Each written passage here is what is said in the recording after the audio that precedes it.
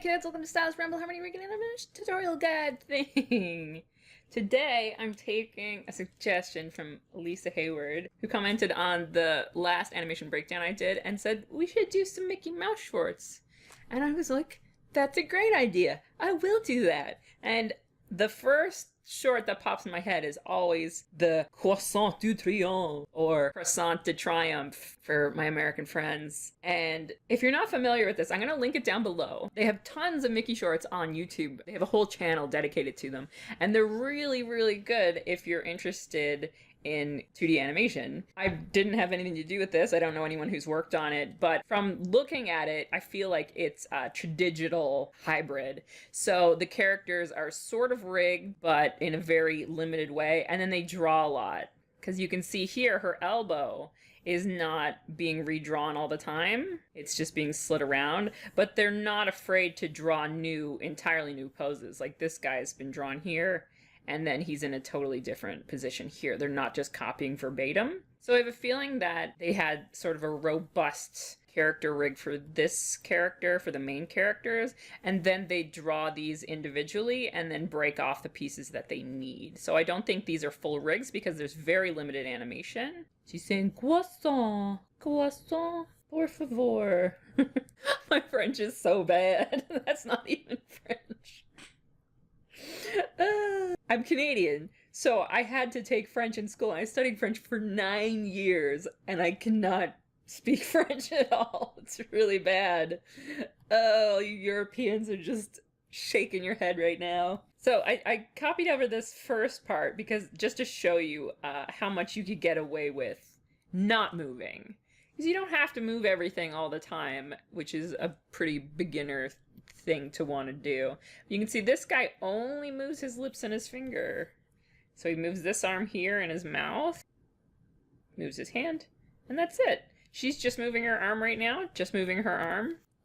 And she's not even moving. She's just, this mouth is the only thing that's moving, this arm is the only thing that's moving. And the really interesting thing about the Mickey shorts is they're not afraid to lose the edges here. So this arm is just black on black, which is a genius design for a Tradigital show. Because the line is just totally lost, and they just don't care. They're just completely unapologetic for it. They're not even going to fix it. They're just like, nope, that's just what it looks like, and nobody cares. Nobody's looking at this and going, where's her arm? It's, you know where her arm is, because arms are always here on humanoid figures. Here again, we just have the mouth moving and the arm on this dog. The paper comes down. That's just a couple drawing subs. So this is one drawing. One. Same one. Same one. See? Subscribe for Mickey shorts. You should. Go subscribe to these Mickey shorts. Boop. So this is just a skew. They just skew, skew, skew. Flump. So just a little bit of a floop. And it looks great. One drawing, two drawings.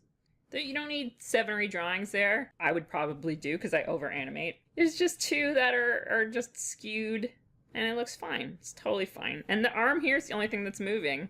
She's just put it in a really nice aesthetic pose, and her arm is just moving. And then we got a little bit of a boop in these first few scenes. Boop. And here's the head turn. I wanted to capture this because we did the head turn last time. So this one you can see, again, they're not going straight. So here, boop, right up there. And this is just bouncing ball stuff, this curve. Everything can come back to these old principles where you have the ball bounce. So whoop, you can have it come up and then it lingers at the high point for a couple frames and then goes back down quickly. Whoop. And there's no straight head turn like this. Her eyes are coming down and around, and it looks much nicer. Now the crazy thing about these ears is that they're like sprites. They're always perpendicular to the camera, no matter what way the mouse is facing. It's one of those cartoon physics things that works really well. Like the design of Mickey Mouse is really genius for that. No matter, and that's why it never really works as well in 3D. When they take these characters and they turn them 3D, it's just not as good. Because you don't have that, I mean, you can fake that cartoon physics, but, I mean, it really lends itself well to 2D. And here's another little mini. So this is a really good turn. The double turn. I just want you to look at the arcs. Because everything is arcs in animation. Everything. So she's going to come down.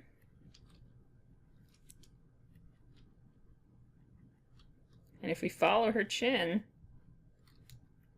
coming around like that in a really beautiful arc. Now, because the camera is moving as well, we're not going to get the straight shot like she's, doing this, but it's kind of doubling back on itself. But you can see even when we include all of the camera movement and stuff, we're still getting these beautiful lines.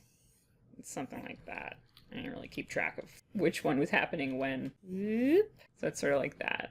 But any piece of her, just draw over and do a trace. And here, the hand is even giving you a description of the movement. So it's going from here to that. So you've got this cup shape that's beginning to follow the movement.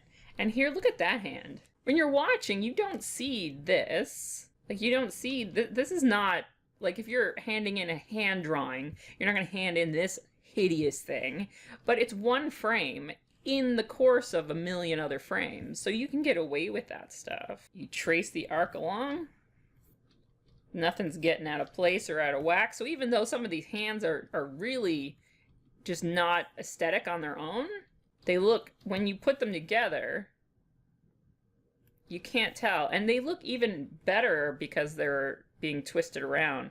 Look how, like, dancey they are, those hands. Really beautiful, like, arcs that they've got going here. And the kettle one as well. So this whole kettle is going around, whoop, and it goes up, and then on the counter. I mean, they could have just laid it on the counter. But they used the momentum she had already, and then grabs this at the same time. Boop. That's not even there. It just appears.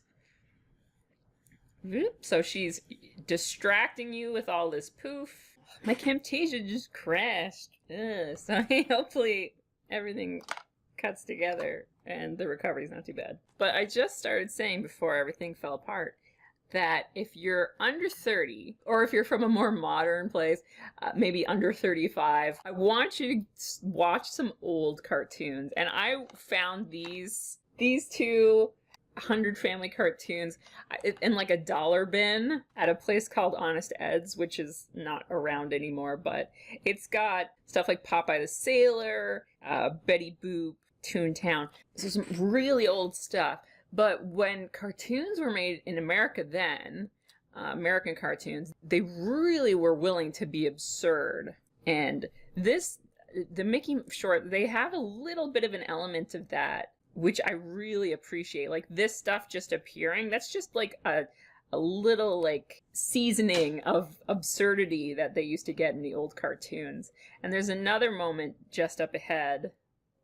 Like, this take is really old school. Oh my god, I'm a damsel. Zooms in on her face and then zooms out again, and her mouth is part of this old-timey phone. Like, her tongue is flapping around in there, and that really just doesn't happen anymore. And it's a shame. Like, cartoons they keep trying to make them more and more realistic, which is dumb. Because we have real life, so why would we make cartoon real life? That's crazy. There are some exceptions. Cloudy with a Chance of Meatballs was just so good animation-wise. Like, the animation has so much style. That's another one I'll have to go over one of these days. But for the most part, this, like, absurd talking through phones and stuff, it doesn't happen anymore. Maybe because phones don't really exist the way that they did in the past. But just this, like, willing to be absurd humor, it was really prevalent back in the day, and I think it's something that's really lacking in animation nowadays, that willingness to go super crazy. Later in the episode, I just have to throw this head turn in there. Boop, boop. So you can see this head turn is 1, 2, 3, 4, 5. So it's about 4 or 5 frames long. 4 frames. It's not a lot. Boop. That's it. That's all there is. And then he turns back. So you have 1 frame of, okay, it's starting to go. And there's very little, like, the ears and the nose are mostly telling it. And then just his head starts to smoosh, and then it's down, and that's it. And his ears are telling more of the story than anything else. Those permanently fixed ears. And I mean, he's wearing a helmet. His ears are exactly the same. The ears are still facing the camera, and they're doing their thing despite the helmet. They just ignored that, which is great. It's just because a lot of times I find people worry too much. They're like, oh, well, we need this prop, so where's it going to come from? But it could just come from nowhere. It's a cartoon. It's magic. Just have it do whatever. Like, these ears can just, like, stick out through the helmet. Whatever. Here's a fantastic run cycle. And here's some more beautiful absurd cartoon logic. He just stops, dead, boom. And he's backpedaling. And this is just, he's just hovering in the air, pedaling, and turning around. It's so good. And this goat, also, look at his turnaround. This is beautiful. It's tricky to even follow this stuff because it's so quick. Boom, this foot, that, you know. So there's no, like, even momentum getting that foot to turn around. But it's happening so fast that it doesn't matter. All they're really doing is making sure that their arcs are clean. So they've got green. So here's his head. It's coming down this way. Now it's turning this way. And now it's turned. But you can see it's following a logical curve. So even though it seems like chaos, it's very controlled and thought through chaos. So this foot as well. Like the foot's here. Now the foot's going this way. So you can see if you turn this off, this, if you're looking at just a ball, it's a very sensible movement. It's just you add all of these individual movements together and you get this beautiful chaos. And that's done. It's turned. 1, 2, 3, 4, 5. Done. Don't overcomplicate it. If you have a quick movement, you can get away with this crazy pose. Like, you're not going to make a print of this, but it's fine. It works. The movement is coming across and everything's doing what it should. Same with this bike pedal in the air. Like, logically, there's no logic here. And it's made even better by the fact that his head and arms are so still. Like, the top half is barely moving. It is moving a little bit. Just so it's not dead in the water.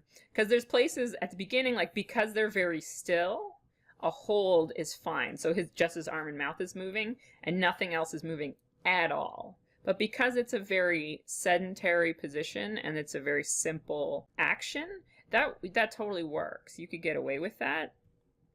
But because there's so much other stuff happening, if his head was completely still, it would be a visual eyesore. Like, your eyes would be drawn to the thing that doesn't match, because there's chaos everywhere and something very still. You're going to be drawn to that area, especially because he's so high contrast. He has like these big black ears and stuff. So keeping it alive a little bit is making sure that everything kind of flows together. And then these beautiful swoopy arms. There's another beautiful drawing with the big S curve. There's no science here. And it's all arcs. Everything is arcs. Boom. So now his foot is on the ground. And the foot's just following along that way. And the other foot, boop, boop, it's going this way. So there's, and there, it's like that. Let me get to some of these lines. The foot goes here, here, here, here.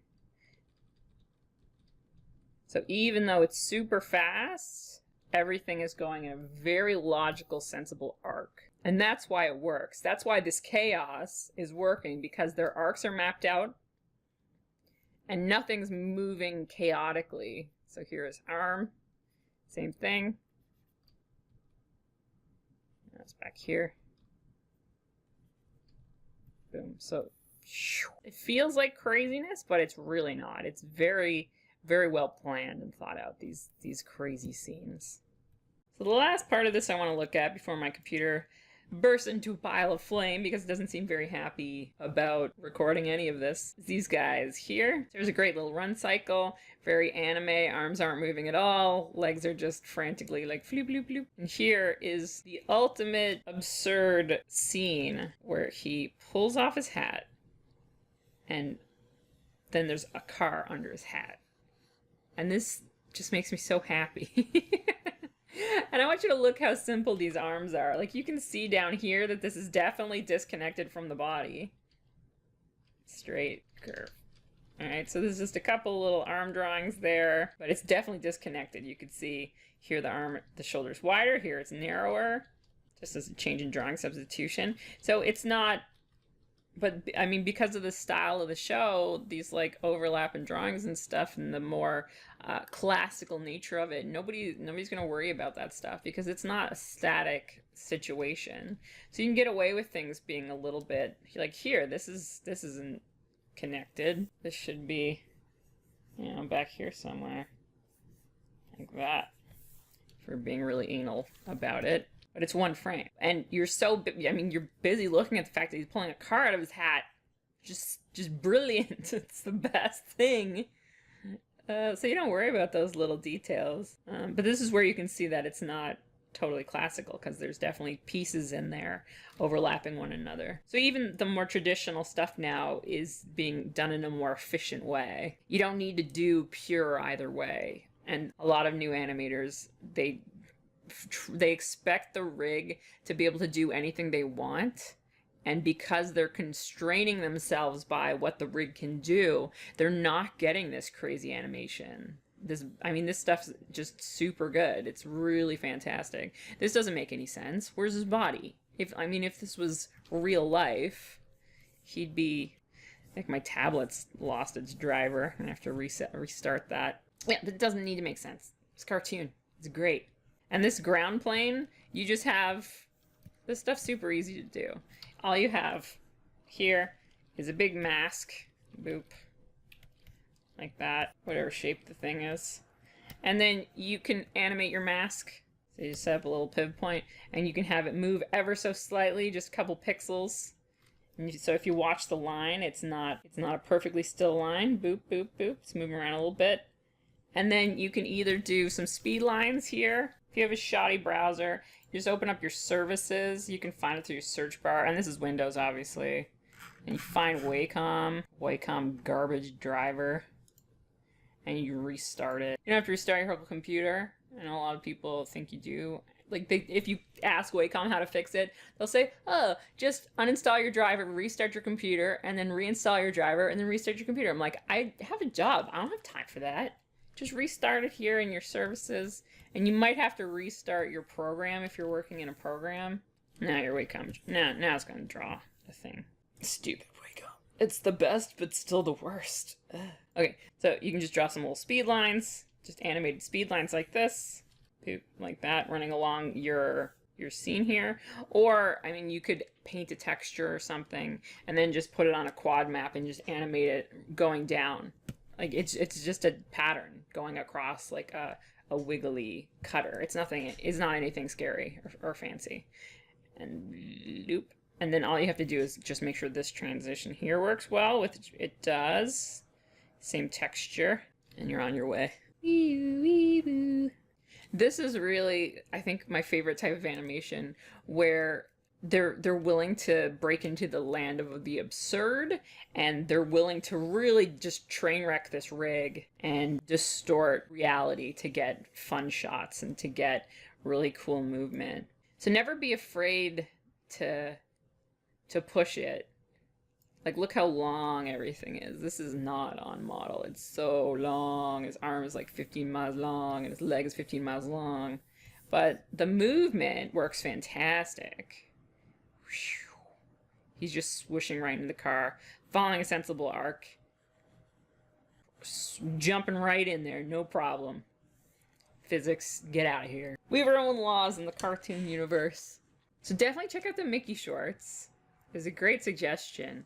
The animation's really good, a real throwback to the old stuff. And go check out the old stuff too. Like I said, I found a ton of this stuff for $1. So I guess I paid $2. No, I even paid $1 for both of these. And there's lots of, I mean, some of it's not great, but some of it's amazing. And just kind of seeing where your craft came from. Because a lot of the modern animation is, it's not as cartoony. It's not even, they don't even realize that they can do this stuff. Like Mastermind, I can't remember who made that. I think it was Sony or DreamWorks. Megamind, I was really looking forward to it, and it was so boring. From an animation standpoint, if you want to see vanilla animation, go watch Megamind, because it's so lame. I'm like, you can do anything in cartoons that you want to. If you want to see a good movie with fantastic cartoon animation, go see Cloudy of the Chance of Meatballs, because they realize they're making a cartoon when they made this. They're like, you guys, this is an animation. We can do whatever we want. Each of these characters has their own unique style. They're breaking natural physics all over the place. They're doing crazy stuff, and it looks so good. It's really old school and fantastic. So if we have a theme or a moral to today's video, it's don't be afraid to distort reality and to break the character and make some really crazy poses to get your stuff working. And if you're doing really quick animation, if you're trying to get something that's that looks really fast, this is going to make it look faster, because 1 or 2 clean frames is not going to look as energetic and dynamic as 1 or 2 really broken but really well arced frames. They're going to look a lot more dynamic, and your animation is going to look so much better and cooler and fun, because we're having fun, you guys. Animation's fun. And that's it. So if you have something you would like to see me talk about or broken down, please leave a comment down below. So like, share, subscribe, all those things internet people ask you to do, and I will see you in the next video.